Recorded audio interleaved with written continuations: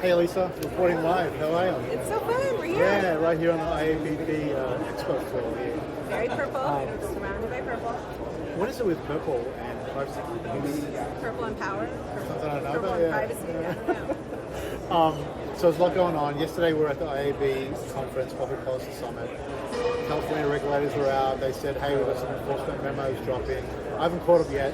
I hate to admit, but what was in it? Can you give us a little download? Sure. So the enforcement side of the California Privacy Protection Agency, they dropped an enforcement advisory.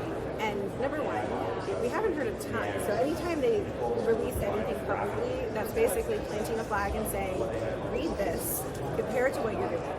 And so what it says, and it says because they're seeing a whole lot of this with companies not doing it right. So that's like an extra nudge to read this, is that in your data subject requests, right, access, deletion, opt-out, a lot of companies were putting mandatory fields of a lot of information. And they're saying data minimization is part of this law, but it's also part of privacy requests. So if you don't need 7 different identifiers to find the person in your records because you always have email and you're going to match via email, then you need to take a data minimization approach. And I will just say, I have already seen them ask those questions in investigations from the AG office. So when they put the advisory, it's basically saying, if you weren't on notice before, you definitely are on notice now. So oops, I'm sorry, later, I don't think you're going to get as much sympathy. And so that's really like you always want a defense of good faith, we're trying to do the right thing.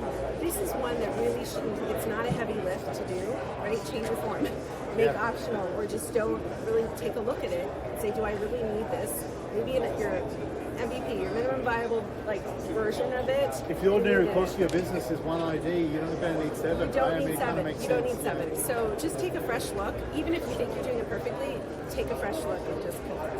This is going to be a regular thing, right? Like I think they got some criticism. Well, not a criticism. They got some feedback that how you kind of ruling by enforcement here. Can you give us more of a heads up? This is the first report. Yeah. Okay. And the other thing I've been fascinated about is synthetic data.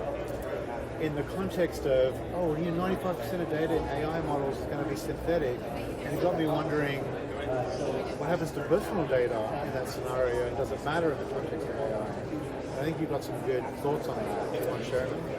Sure. So this is the topic of privacy enhancing technologies, PETs, and I think it's always number one, a really important thing about it. These are tools. How you use tools matters. And right now we hear privacy safe and all these words thrown around where we're not always talking about the same thing. And so we've talked before about what's truly anonymous or de-identified, and often it's pseudonymous, right? It's a hash ID that at the end of the day is used for targeted advertising or something like that. So with synthetic data, I think the purpose is, it's so good. I haven't seen I think we're on the road there. I don't know that we're seeing it in full use, but at the end of the day, if you can use synthetic data that is no longer personal information, that means you're processing, you've reduced your processing of personal information. I always want to push to make sure we, in fact, are talking about synthetic data that is not tied to a person, right? Is it synthetic, or is it a fancy word, throw some dust on, pseudonymous? And I think you'd have the burden of proof. You'd have to show, right, that if you're relying on a defense that the privacy laws don't apply because this wasn't personal data, show your hand and be ready to show that. If it's derived from personal data and it's tokenized or pseudonymous, there's an argument that, hey, it's not. I don't even know that tokenized would be great, right? That's just extra security, but you need to be able to show that it is in fact not tied, not even just in your environment, but what is the chain of events that happens before, and the chain of effects really the purpose of after. So to play that example out, if you're sending data into an AI model and it's synthetic and you think it's pseudonymous or anonymized, whatever the case may be, but it gets rerouted back to an actual person for targeting or whatever, you still got to manage the permissions. Right, and so that may be a difference between your models versus outputs, and so that's, you got to break it up piece by piece. Yeah, it comes back to the purpose, comes back down to permissions. Right. The other thing I want to talk to you about is, I think there's been a tipping point in consumer awareness. Partly it's the regulators kind of doing their thing. But I don't know how much consumers actually read those So one of the things I think we're going to do a better job of is talking about specific FTC enforcement and what it means in planning. Yeah. But the LexisNexis car data case, I think was a tipping point.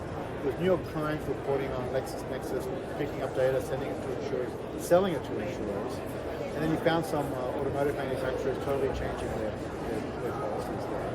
And I thought, this is the moment, you know?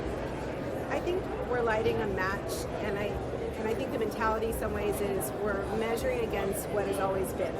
So everything is still vanilla if we're just moving it a little bit. And I think what that was a really good example of is the mood has shifted, right? There is so much greater awareness of, wait, I do have privacy rights, and I want privacy rights, and also for businesses, companies, services that I regularly interact with, when you have negative surprise. And that is like, we call that material in consumer protection law. Like, that actually matters to people. And I think the issue here is when you are using data, sharing data in a way that somebody really didn't expect. And so what we see is a lot more spotlight being put on what were common practices that are now getting front page coverage. And people are saying, I didn't know about that. That's an issue. And I think when we do risk assessments and the business is saying, well, show me the black letter law, that's because I can't do that. I think that doesn't work in privacy land. We have to talk about these moments because so quickly you're not just on the front cover of every newspaper, you're having, every podcast, it's just viral.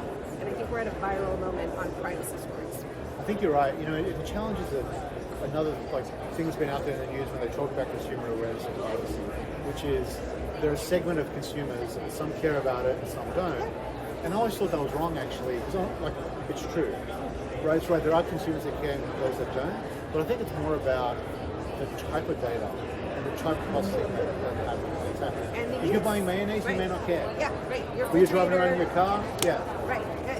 And for different people, it becomes more personal because it's their life. Right. It says it's just their life. And everybody maybe has some threshold. Like, all right, now I care. Right.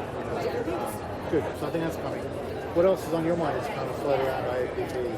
Well, one, it'll be interesting what we talk about next week because always at IAPP, regulators drop news. Yeah. And so we heard from CPPA, and I just wonder over the course of, let's say, tomorrow, what other things are going to kind of trickle out there that we will talk about. But I think everything I'm hearing, we're just in enforcement again. Like, this is real. More companies are getting letters. More companies are getting private lawsuits, and it's just all bubbling up. And so that means practices are that usually is an accelerant to changing practices because the risk factor is not abstract, it's real. What are the hot states right now for enforcement? California. But we are also seeing stuff. Texas sent out some letters for data brokers who had not registered yet. Connecticut has definitely sent and continues to send some letters. There are states that don't even yet have a comprehensive privacy law that are making inquiries. So honestly, it's a whack-a-mole because they all have new tools, and those tools are meant to, in their view, to be used to protect their constituents. So I think it's the volume. We now have to think about so many more enforcers that are asking questions. Oh my God, yeah. Well, thanks, Lisa. I appreciate you doing this again. No problem. Have fun at the conference, yeah.